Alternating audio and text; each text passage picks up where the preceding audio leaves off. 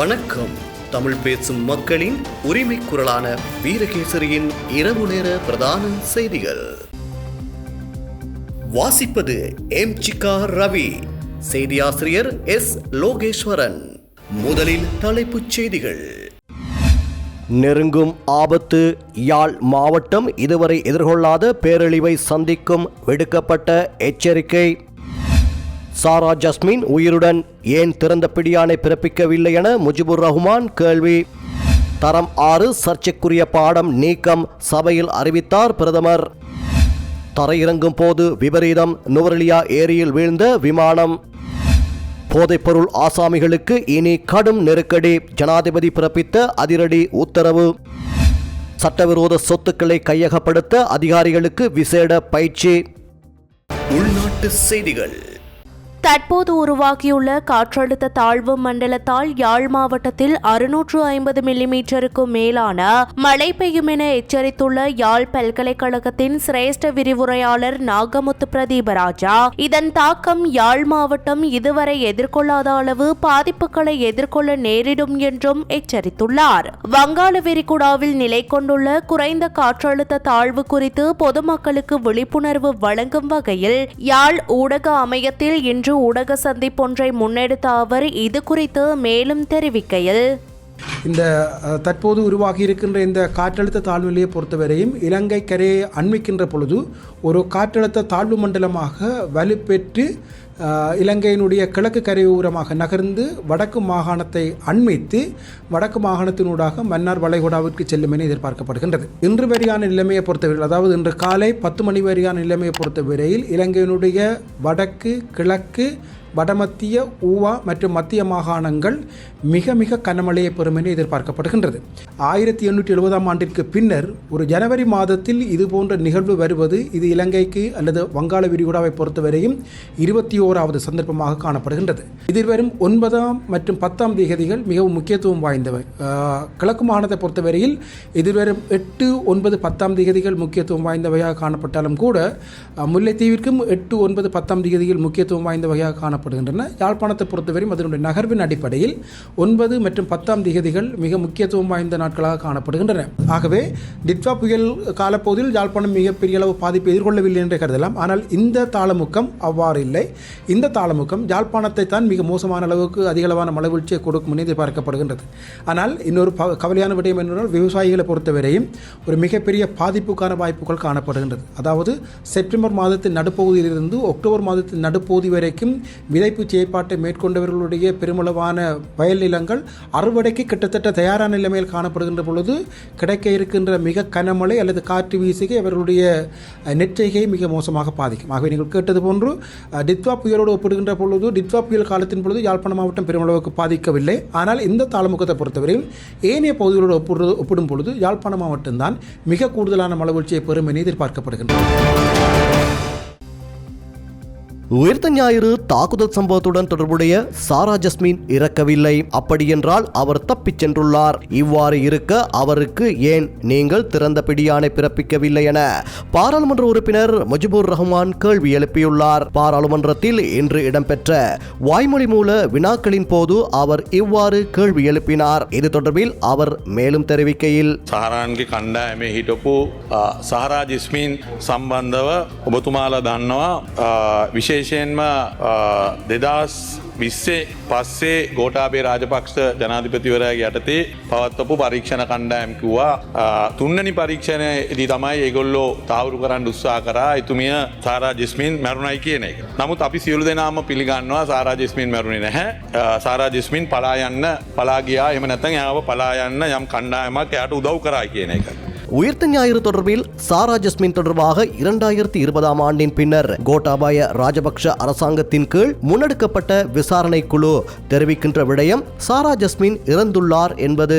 ஆனால் அனைவருக்கும் தெரியும் சாரா ஜஸ்மின் இறக்கவில்லை, அவர் தப்பிச் சென்றுள்ளார். அவர் தப்பிச் செல்ல ஏதோ ஒரு குழு உதவியுள்ளது. சாரா ஜஸ்மின் இறக்கவில்லை என்பதை உங்களுடைய அரசாங்கம் ஏற்றுக்கொண்டது. அவர் இந்தியாவில் இருப்பதாக உறுதிப்படுத்தப்பட்டுள்ளது. அவ்வாறு இருக்கையில் அவரை அழைத்து வருவதற்கு ஏன் சாரா சாரா ஜஸ்மினுக்கு திறந்த பிடியாணை இன்னும் பிறப்பிக்கவில்லை என கேள்வி எழுப்பினார். විශේෂයෙන්ම දැන් සාරා ජෙස්මින් මැරුණේ නැහැ කියන එක ඔබතුමාලාගේ ආණ්ඩුවත් පිළිගන්න.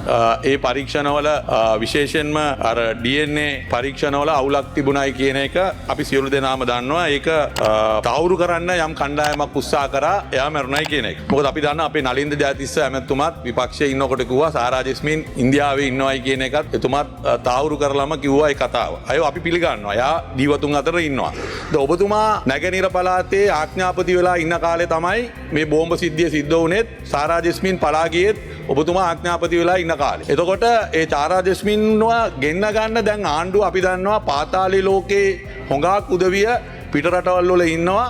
ඒ පිටරටවල් වල ඉන්න පාතාල ලෝක උදවියව ගෙන්න ගන්න ඔබතුමාලා විවෘත වරන්තු ගන්නවා උසාවි. දැන් ඔබතුමාලා බලයට ඇවිල්ලා දැන් අවුරුද්දක් කාලයක් ගත වෙලා. ඇයි සාරා ජෙස්මින් සම්බන්ධව විවෘත වරන්තුවක් ගන්නේ නැත්තේ? இதற்கு பதிலளித்த பொதுமக்கள் பாதுகாப்பு அமைச்சர் ஆனந்த விஜயபால உயிர்த்த ஞாயிறு தொடர்பாக புலனாய்வு நடவடிக்கைகள் முன்னெடுக்கப்பட்டு வருகின்றன. சாரா ஜஸ்மின் இறக்கவில்லை என்ற தகவல் நிரூபணமாகியுள்ளது. சாரா ஜஸ்மின் இந்தியாவில் இருப்பதாக எமக்கு எந்த தகவலும் கிடைக்கவில்லை. புலனாய்வு நடவடிக்கைகள் தொடர்ச்சியாக முன்னெடுக்கப்பட்டு வருகின்றன. உயிர்த்த ஞாயிறு தாக்குதல் தொடர்பாக முன்னைய தகவல் படி நீதிமன்ற நடவடிக்கைகளும் முன்னெடுக்கப்பட்டு வருகின்றன. உயிர்த்த ஞாயிறு தாக்குதல் தொடர்பில் ஒரு சூழ்ச்சி இடம்பெற்றிருக்கிறதா என்பது தொடர்பான விசாரணைகள் புதிய அரசாங்கத்தின் கீழ் முன்னெடுக்கப்பட்டு வருகிறது. புலனாய்வு பிரிவின் ஆழமான விசாரணைகளுக்கு தடங்கல்கள் ஏற்படும் என்பதால் பாராளுமன்றத்தில் இது தொடர்பாக சில தகவல்களை முன்வைக்கவில்லை. தேவைப்படின் சாரா ஜஸ்மினுக்கு பிடியாணை கோருவதற்கு எதிர்பார்க்கின்றோம் என அவர் தெரிவித்தார். පාස්කු ප්‍රහාරය පිළිබඳව විමර්ශන සිද්ධ වෙමින් පවතිනවා. සහ සාරා ජෙස්මින් මිය ගියේ නැති බවට යම් තොරතුරු මේ වෙනකොට අනාවරණය වෙලා තියෙන විමර්ශනාශ්‍රයෙන් අපිට කිසිදු තොරතුරක් වාර්තා වෙලා නැහැ ඉන්දියාවේ සාරා ජෙස්මින් ඉන්නවයි කියලා. නමුත් විමර්ශන දිගින් දිගටම පැවැත්වෙනවා වගේම පාස්කු ප්‍රහාරය සම්බන්ධයෙන් පෙර තොරතුරු අනුව අධිකරණ ක්‍රියාමාර්ගත් මේ වෙනකොට අරන් තියෙනවා. සහ මේ පාස්කු ප්‍රහාරයට සම්බන්ධව කුමන්ත්‍රණයක් ක්‍රියාත්මක වූයේද යන්න පිළිබඳ විමර්ශන තමා නව රජයේ යටතේ ක්‍රියාත්මක වෙලා තියෙන්නේ. சர்ச்சைக்குரிய விடயங்களை கொண்ட தரம் 6 ஆங்கில பாடப்புத்தகத்தில் உள்ள குறிப்பிட்ட பாடத்தை நீக்குவதற்கு தேசிய கல்வி நிர்வாகத்தின் கல்வி ஆலோசனை குழு அனுமதி வழங்கியுள்ளது. இதற்கான அனுமதி நேற்று வழங்கப்பட்டதாக கல்வி அமைச்சரும் பிரதமருமான கலாநிதி ஹரிணி அமரசூரிய தெரிவித்தார். இன்று பாராளுமன்றத்தில் உரையாற்றும் போதே பிரதமர் இதனை தெரிவித்தார். ගරු කතානායකතුමනි මේ සිද්ධිය වාර්තා වූ වහාම අපි මේ පොත මම කලින් සඳහන් කර විදියට සීල් කරා. ඒ පොත ළමයින්ට බෙදලා නෑ. ඒ පොතේ ඒ ලෙසන් එක අයින් කරන්නත් ඊයේ අපිට ජාතික අධ්‍යාපන ආයතනයේ ඇකඩමික් ඇඩ්වයිසරි බෝඩ් එකේ அனுமதிய லැබුණා. இதன் மூலம் கல்வி முறையில் காணப்பட்ட ஒரு பெரிய குறைபாடு நிவர்த்தி செய்யப்பட்டுள்ளது. கல்வி எண்ணக்கரு தொடர்பில் கல்வி ஆலோசனை சபையில் விரிவாக ஆராயப்பட்டது. பாராளுமன்றத்தில் இடம்பெற்ற கூட்டத்தில் எதிர்க்கட்சிகளின் உறுப்பினர்கள் கலந்து கொண்டு யோசனைகளை முன்வைத்தார்கள். முன்வைக்கப்படும் சிறந்த விடயங்களை ஏற்றுக்கொள்வோம். வெளிப்படையான பேச்சுவார்த்தையில் ஈடுபட தயார். 6ஆம் தர ஆங்கில புத்தகத்தில் முறையற்ற வகையில் உள்ளடக்கப்பட்ட சர்ச்சைக்குரிய விடயம் குறித்து முறையான விசாரணைகள் பல்வேறு மட்டத்தில் மேற்கொள்ளப்படுகிறது.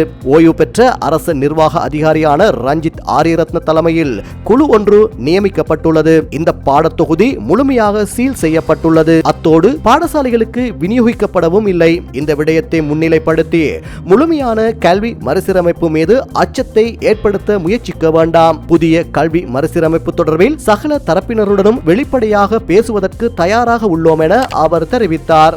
අධ්‍යාපන ආයතනයේ ගවර්නින් කවුන්සිල් එක තමා ඒ ආයතනයේ විනය පිළිබඳ වග කියන්නේ.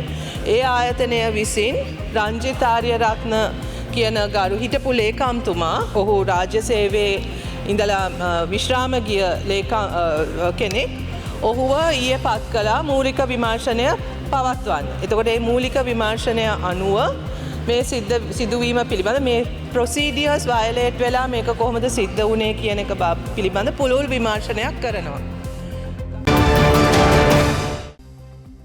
நுவரெலியா கிரெகோரிய ஏரியில் தரையிறங்க தயாரான நீர் விமானம் ஒன்று இன்று பிற்பகல் விபத்துக்குள்ளாகி வீழ்ந்துள்ளது. விமானம் விபத்துக்குள்ளானதில் அதில் இருந்த 2 விமானிகள் காயமடைந்து நுவரெலியா மாவட்ட வைத்தியசாலையில் அனுமதிக்கப்பட்டுள்ளதாக தெரிவிக்கப்படுகின்றது. நுவரெலியாவிற்கு வருகை தந்துள்ள சுற்றுலா பயணிகள் குழுவொன்றை ஏற்றி செல்வதற்காக வந்தபோதே விமானம் இவ்வாறு விபத்துக்குள்ளாகியுள்ளதாக போலீசார் தெரிவித்துள்ளனர். விமானத்தில் இருந்த 2 விமானிகளையும் ஏரியில் படகு சவாரி செய்து கொண்டிருந்தவர்கள் மீட்டுள்ளனர். பாதாள உலகக் குழுவைச் சேர்ந்த கணேமுல்ல சஞ்சீவ கொலை சம்பவத்தின் பிரதான சந்தேக நபரான இசாரா செவ்வந்திக்கு உதவி ஒத்தாசை வழங்கியமை மற்றும் தங்குமிட வசதி வழங்கியமை தொடர்பில் கைது செய்யப்பட்டு தடுப்பு காவலில் வைக்கப்பட்டிருந்த நந்தகுமார் தக்ஷி மற்றும் மற்றொரு சந்தேக நபரை ஜனவரி மாதம் 9ஆம் திகதி வரை விளக்கமறியலில் வைக்குமாறு கொழும்பு நீதவான் நீதிமன்றம் உத்தரவிட்டுள்ளது. 90 நாட்கள் தடுப்பு காவல் உத்தரவின் பேரில் தடுத்து வைக்கப்பட்டிருந்த இந்த 2 சந்தேக நபர்களையும் இன்று கொழும்பு குற்றத்தடுப்பு பிரிவினர் கொழும்பு பிரதம நீதவான் அசங்க எஸ் போத்தரகம முன்னிலையில் ஆஜர்படுத்தினர். இதனையடுத்து சந்தேக நபர்களை ஜனவரி மாதம் 9ஆம் திகதி வரை விளக்கமறியலில் வைப்பதற்கும் நீதவான் உத்தரவிட்டார். முன்னதாக கொழும்பு புதுக்கடை நீதிமன்றத்திற்குள் கடந்த வருடம் பிப்ரவரி மாதம் 19ஆம் திகதி பாதாள உலக கும்பலைச் சேர்ந்த கணேமுல்ல சஞ்சீவ படுகொலை செய்யப்பட்ட சம்பவத்துடன் தொடர்புடைய இசாரா செவ்வந்தி நாட்டை விட்டு தப்பிச் சென்று தலைமறைவாக இருந்தார். அதன்போது தப்பிச் சென்ற சமிந்து தில்ஷான் என்ற துப்பாக்கிதாரி அன்றைய தினமே கைது செய்யப்பட்டிருந்தார். இந்நிலையில் நேபாளத்தில் வைத்து இசாரா செவ்வந்தி உட்பட அவருக்கு உதவியவர்கள் அக்டோபர் 14ஆம் திகதி கைது செய்யப்பட்ட பின்னர் அக்டோபர் 15ஆம் திகதி நாடு கடத்தப்பட்டதை அடுத்து போலீஸ் விளக்கமறியலில் வைக்கப்பட்டுள்ளமையும் குறிப்பிடத்தக்கது. போதைக்கு அடிமையானவர்களின் தகவல்களை கண்டறிவதன் அவசியம் மற்றும் அது தொடர்பான தரவுகளை சேகரிக்க கணக்கெடுப்பை நடத்துவது குறித்து கவனம் செலுத்தப்பட்டுள்ளது. அதன்படி நாட்டின் எதிர்கால சந்ததியினரை போதைப் பொருள் அழிவிலிருந்து மீட்டெடுக்க அனைவரும் தங்கள் பொறுப்புகளை நிறைவேற்ற வேண்டும் என ஜனாதிபதி அனுரகுமார திசாநாயக்க தெரிவித்துள்ளார்.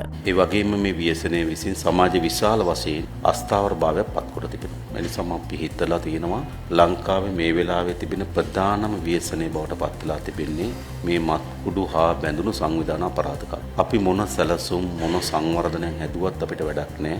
අපේ මේ සමාජය යහපත් භාවයට පත් කරගන්න බැරි නම් මේ සමාජය ස්ථාවර භාවයට පත් කරගන්න බැරි නම් අපි බිල්ඩින් හදන්න පුළුවන් අපිට ආයෝජනයන් ගේන්න පුළුවන් වේ හැබැයි ඔක්කොම ගඟට කපපු ඉනි බවට පත් වෙනවා.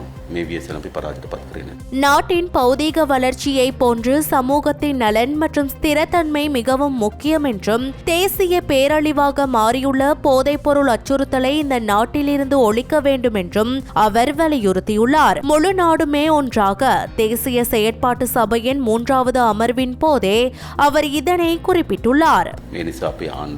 මේ ව්‍යසනය පරාජයට පත් කරනකොට ස්ථීර අධිෂ්ඨානකින් යුතුව තමයි අපි මෙහෙයුම දියත් කරේ.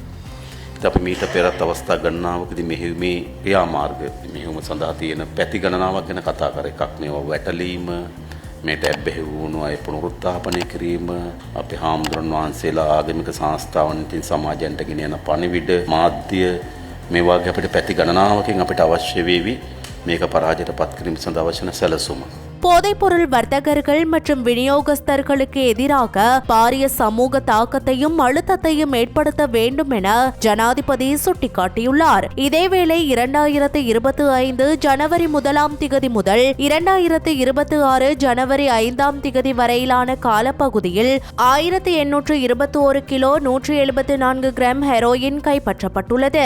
அத்துடன் 3865 kilo 710 gram ice 17,189 kilo 377 gram கஞ்சா 38 கிலோ 958 கிராம் கொக்கைன் மற்றும் 4,49,569 போதை மாத்திரைகள் கைப்பற்றப்பட்டுள்ளதாக தெரிவிக்கப்பட்டுள்ளது.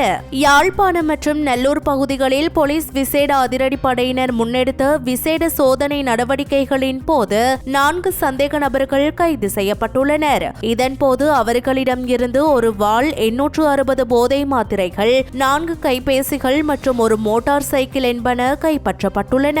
கைது செய்யப்பட்டவர்கள் 24 முதல் 28 வயதுக்குட்பட்டவர்கள் என தெரிவிக்கப்பட்டுள்ளது. இவர்கள் போதைப்பொருள் விற்பனை மற்றும் வன்முறை செயல்களுடன் தொடர்புடையவர்களா என்பது குறித்து விசேட அதிரடிப்படையினர் மேலதிக விசாரணைகளை முன்னெடுத்துள்ளனர். கைது செய்யப்பட்ட சந்தேக நபர்கள் மேலதிக சட்ட நடவடிக்கைகளுக்காக யாழ்ப்பாணம் போலீசாரிடம் ஒப்படைக்கப்பட்டுள்ளதுடன் அவர்கள் யாழ்ப்பாணம் நீதவான் நீதிமன்றில் ஆஜர்படுத்தப்பட உள்ளனர். மகாபலி ஆறு பெருக்கெடுத்ததன் காரணமாக வரலாற்று சிறப்புமிக்க சோமாவதிய புனித பூமிக்கு செல்லும் வீதி நீரில் மூழ்கியுள்ளது. இதனால் அவ்வீதியினூடான போக்குவரத்து நடவடிக்கைகள் இடைநிறுத்தப்பட்டுள்ளன. மகாபலி ஆற்றின் நீரேந்து பகுதிகளில் பெய்து வரும் கனமழை காரணமாக ஆற்று நீர்மட்டம் அதிகரித்துள்ளது. இதனால் சோமாவதிய சுங்காவில வீதி நீரில் மூழ்கியுள்ளதை அடுத்து இன்று காலை முதல் குறித்த வீதியிலான வாகன போக்குவரத்தை இடைநிறுத்த புலஸ்திபுர போலீசார் நடவடிக்கை எடுத்துள்ளனர்.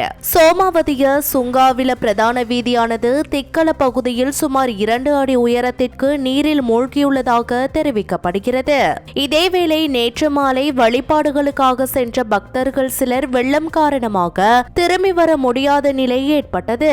இதனையடுத்து வீதி நீரில் மூழ்கி இருந்ததால் சோமாவதிய விகாரைக்கு சொந்தமான டிராக்டர் வண்டி மூலம் அவர்கள் பாதுகாப்பாக அவர்கள் வந்த பேருந்துக்கு அழைத்து செல்ல விகாரையின் பிக்குகள் நடவடிக்கை எடுத்திருந்தனர்.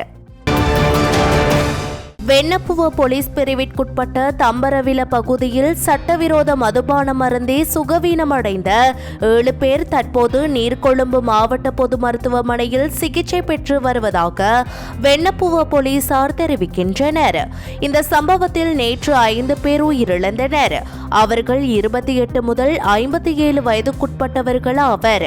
இந்த சட்டவிரோத மதுபானத்தை தயாரித்த நபர் தற்போது அப்பகுதியை விட்டு தப்பிச் சென்றுள்ளார். அவரது மனைவி நேற்று தங்கொட்டுவ கோணாவல பகுதியில் கைது செய்யப்பட்டார். அத்தோடு இந்த சம்பவம் தொடர்பாக 2 பெண்கள் கைது செய்யப்பட்டுள்ளனர். மேலும் கைது செய்யப்பட்ட மற்றொரு பெண் இந்த மதுபானத்தை விற்பனை செய்த நபர் ஆவார்.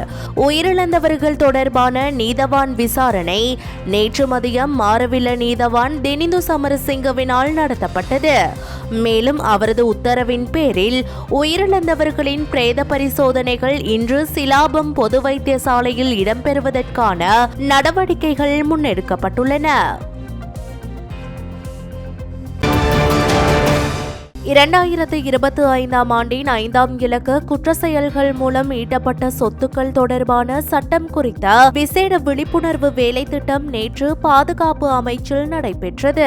சட்டவிரோத சொத்துக்களை கையகப்படுத்தும் செயல்முறை குறித்து நாட்டின் பாதுகாப்பு மற்றும் சட்டத்துறையின் சிரேஷ்ட அதிகாரிகளுக்கு தெளிவுபடுத்துவதே இந்த வேலை திட்டத்தின் பிரதான நோக்கமாகும். பாதுகாப்பு செயலாளர் ஏர் வைஸ் மார்ஷல் சம்பத் துயகொந்தாவின் வழிகாட்டலின் கீழ் நடைபெற்ற இந்த பயிற்சி அமர்வில் தகவல்களை வெளிப்படுத்துவது தொடர்பான சட்ட ரீதியான கடப்பாடுகள் மற்றும் தகவல்களை மறைப்பதன் மூலம் ஏற்படக்கூடிய சட்ட விளைவுகள் குறித்து விசேட கவனம் செலுத்தப்பட்டுள்ளது. சங்கடமிக்க நிதி குற்றங்களை ஒடுக்கும் தேசிய முயற்சியின் ஒரு அடிப்படை அங்கமாக இந்த பட்டறை முன்னெடுக்கப்பட்டுள்ளது. இதன் பிரதான உரையை மேலதிக சொலிசிட்டர் ஜெனரலும் ஸ்ரீலங்கா விமானப்படையின் சட்டப்பணிப்பாளர் ஜெனரலுமான ஏர் கொமடோர் சுதர்ஷன டி சில்வா நிகழ்த்தியுள்ளார். 2025 ஜூன் 1ஆம் தேதி முதல் நடைமுறைக்கு வந்துள்ள இந்த புதிய சட்ட கட்டமைப்பு குறித்து ஆழமான பகுப்பாய்வை முன்வைத்த அவர் குற்றச்செயல் மூலம் ஈட்டப்பட்டவை என சந்தேகிக்கப்படும் தகவல்களை அறிந்த எந்த ஒரு நபரும் அல்லது அதிகாரியும் அந்த தகவல்களை உரிய அதிகாரிகளுக்கு அறிவிப்பது சட்டப்படி கட்டாயமானது என வலியுறுத்தியுள்ளார். மேலும் தகவல்களை தன்னிச்சையாக புறக்கணிப்பது அல்லது வெளிப்படுத்த தவறுவது இந்த சட்டத்தின் கீழ் பாரிய குற்றமாக கருதப்படுவதுடன் அதற்காக கடுமையான சட்ட தண்டனைகள் விதிக்கப்படலாம் என்றும் அவர் குறிப்பிட்டுள்ளார். புதிய சட்ட கட்டமைப்பு குறித்து முப்படை மற்றும் சிவில் நிர்வாகத்தின் சிரேஷ்ட அதிகாரிகளுக்கு தெளிவான புரிதலை வழங்குவதன் மூலம் வெளிப்படைத்தன்மையை மேம்படுத்தவும் சட்டவிரோத நிதி வலைப்பின்னல்களை கண்டறிந்து அவற்றை முடக்கவும் பாதுகாப்பு அமைச்சு இலக்கு வைத்துள்ளமை குறிப்பிடத்தக்கது. வெளிநாட்டு செய்திகள். அமெரிக்க ஜனாதிபதி டொனால்ட் ட்ரம்ப் தனது புதிய வெளியுறவு கொள்கையான டொன்ரோ கோட்பாடு என்பதன் கீழ் பல நாடுகளை தனது அடுத்த இலக்குகளாக அடையாளப்படுத்தியுள்ளதாக சர்வதேச ஊடகங்கள் செய்தி வெளியிட்டுள்ளன. வெனிசுவேலா ஜனாதிபதி நிக்கோலஸ் மெடியூரோ அமெரிக்க படைகளால் கைது செய்யப்பட்டதை தொடர்ந்து இது குறித்து கவனம் செலுத்தப்பட்டுள்ளதாக தெரிவிக்கப்படுகின்றது. இதன் அடிப்படையில் கிரீன்லாந்து தீவு முழுவதையும் அமெரிக்கா தனது கட்டுப்பாட்டிற்குள் கொண்டுவர விரும்புவதாக ட்ரம்ப் தெரிவித்துள்ளார். அங்கு ரஷ்யா மற்றும் சீன கப்பல்களின் நடமாட்டம் அதிகரித்துள்ளதாக அவர் குறிப்பிட்டுள்ளார். இங்கு கையடக்க தொலைபேசிகள் மற்றும் ராணுவ தளவாடங்களுக்கு தேவையான அரிய மண் தாதுக்கள் அதிக அளவில் உள்ளதாக தெரிவிக்கப்படுகின்றது. எதிர்வரும் ஆண்டுகளில் துருவ பனிக்கட்டிகள் உருகுவதால் புதிய கப்பல் பாதைகள் திறக்கப்படும் என்று எதிர்பார்க்கப்படுகின்றது. இந்த நிலையில் கிரீன்லாந்தின் பிரதமர் ஜென்ஸ் ஃபிரெட்ரிக் நீல்சன் தீவின் மீதான அமெரிக்க கட்டுப்பாட்டின் கருத்தை ஒரு கற்பனை என விவரித்து ட்ரம்பிற்கு பதிலளித்துள்ளமை குறிப்பிடத்தக்கது. இன்றைய நாணய மாற்று விகிதம்